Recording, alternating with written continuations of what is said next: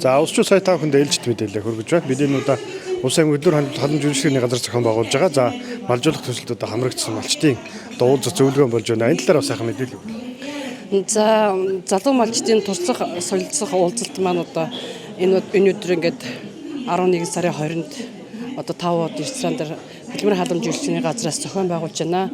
Энэ маань одоо жил болгоно одоо 9-10-11 сард зохион байгуулагддаг байгаа. За малжуулах хөтөлбөр маань хамгийн анх эхлээд 2010 онд одоо эхэлжсэн.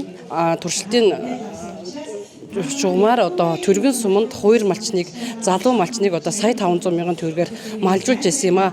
Одоо тэр цагаас хойш одоо нийтгээд 15 жил одоо энэ малжуулах хөтөлбөр маань үргэлжилсэн байна. За одоо энэ дээр бол ингээд нийт 10 оны ингээд судалгаа гаргачихсан байгаа.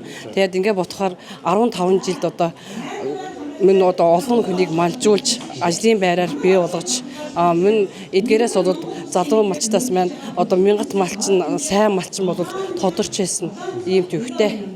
Энэ өнөөдрийн зөвлөгөөнд одоо сүүлийн 2 жил хамрагдсан малчин ирж байна. Тэгээ 2024-25 оны залуу малчт маань ирж одоо туршлагаа солилцож байна.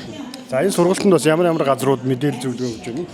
За энэ сургалтанд бол хөдөж ухаан газраас мэдээлэл зөвлөгөө өглөө. За улс сагуураас өгч байна. За тэгээд онцгой байдал, за нийгмийн даатгал гэх мэтлэн дандаа ингээд малчид одоо хэрэгтэй тийм мэдээллүүдийг өгч байна.